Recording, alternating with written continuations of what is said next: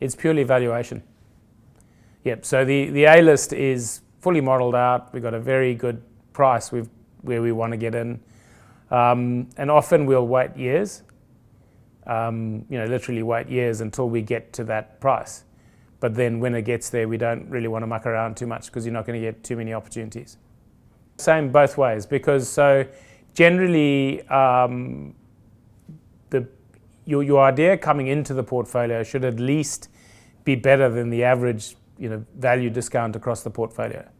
So in an ideal world, we'll be going, okay, we want to buy this. Let's say the average discount to value across the portfolio is 20%. Well, the stock coming in should be at least that discount to value and also be making the portfolio better in terms of organic growth, margin, earnings growth, etc. And in a way, it's not dissimilar to the way a conglomerate or would look at a certain business. They go, well, I'm trying to get this whole collection of businesses to a certain organic growth, a certain margin. And so generally, the one going out like might be a 20% premium to our valuation, let's say, and the one coming in could be a 10 to 20% discount to value. But basically, because if you're running a 10 to 15 stock portfolio, the one that's coming in is pushing another one out. And that's the beauty of concentrated investing. It forces you, because we can only hold 15 stocks, it forces you to get rid of the weakest link. I think the thing I would say to most people, and I say to people who ask, is stop thinking about markets and think about businesses and build your portfolio one stock at a time. Decide what sort of return you want to get out of that stock and what you want to get out of the portfolio. So for our portfolio, we want to get an 8 to 12% return over time.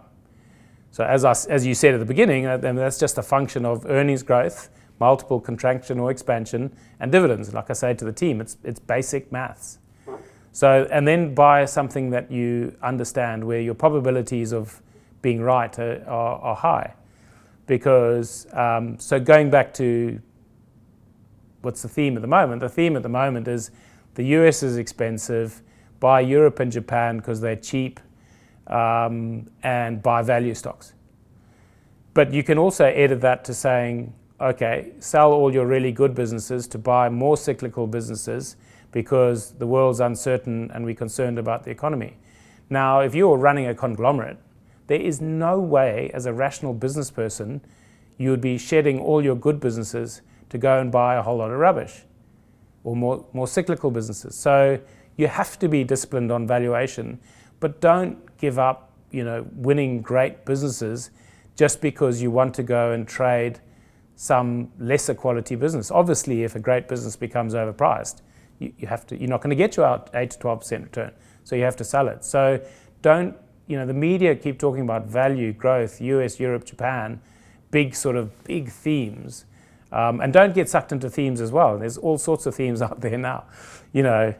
Decarbonization, Bitcoin, all sorts of themes. And you have to be really smart. And there are people who can do it. The average person, of which I put myself in that bucket, I can't do that. But I feel much more comfortable just buying a business, one stock at a time. And there are fleeting moments when you can get them at a good price. Normally there's a hiccup. And you must buy them and buy them meaningfully. One of the things investors, in my opinion, get consistently wrong is they look at the potential return without looking at the probability of making that return. So generally, we will pass up on the really big opportunity for, right at the beginning of a business's life. But by the same token, we also pass up on the big losses if we're wrong. So truly great businesses will be around for decades. So sometimes you're better off waiting, and sure, you'll be paying a higher multiple and a higher price, but the probabilities as well of you being wrong and torching a whole lot of capital are much, much lower. And so the example that we spoke about earlier, if you think of Google, we weren't in there, say, at the beginning in 2003. And actually, if you look at 2003, there'd been probably 5 search engines. I can't remember those: Google, Yahoo, Alta Vista.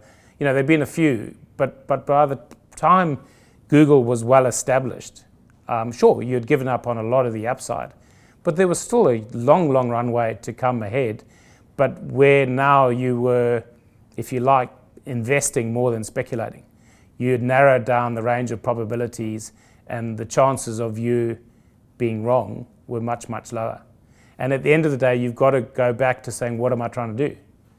And what we're trying to do is get 8 to 12% per annum. That's it.